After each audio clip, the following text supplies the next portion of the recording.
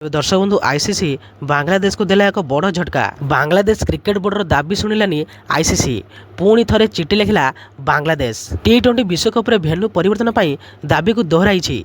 भारत बदल में श्रीलंका खेलिया दाबी करिछि। बांग्लादेश कहिछि भारत में आम खेलाड़ी माने सुरक्षित रही पारिबे नाही। तबे बांग्लादेश भारत में 4टी मैच खेलिबो, कोलकाता रे 3टी और मुंबई रे गोटे मैच। तेबे बांग्लादेश खेलाड़ी सुरक्षा को नहीं प्रश्न उठा जाई चिठी लिखा जाई। सेहीपरि सेपटे बीसीसीआई रे जड़े अधिकारी निजर नाम को गोपन रखी एक खुलासा करिसेंती। से कहिसेंती कि बांग्लादेश बोर्डर गोटे गोष्ठी एही दाबी को समर्थन करथिया बेले आउ एक गोष्ठी एहाकु विरोध करिसेंती।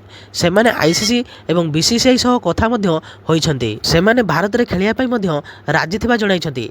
एहाकु नै अଯଥାରେ राजनीति कराउथबा सेमाने जणाइछंती। तबे बांग्लादेश रे हिंदू को ऊपर बढ़िबारे लागिछि अत्याचार।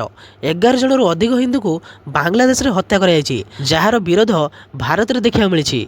सेहीपरि आईपीएल रे बांग्लादेश खेलाड़ी मुस्तफिजुर रहमान को केकेआर 9.2 कोटी टंका किनिथिला। तेबे तांको आईपीएल बाद देबाकू दाबी होइथिला। एहाकु नै शाहरुख खान को मध्य समालोचनार शिकार हेबाकू पड़िथिला। एपरिक तांको देशद्रोही कही समालोचना कराइथिला।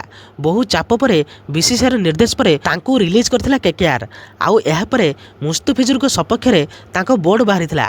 भारत रे खेला जिबथवा टी20 विश्वकप रे भेन्यू बदलाकू आईसीसी को चिठी लिखिथिला, मात्र एहाकू खारज कर देथिला आईसीसी। निराश होइथिबा बांग्लादेश पुणी थरे खेलाड़ी को सुरक्षा दृष्टि स्टाडियम बदलाय पई चिठी दोहराइछि। तेबे एही भली प्रकार वीडियो देखै पई आपण माने एही चैनल को सब्सक्राइब कर दियंतु, कारण एही भली प्रकार वीडियो आपण माने एही चैनल रे देखियो पाइबे। तेबे रहिली जय श्री राम।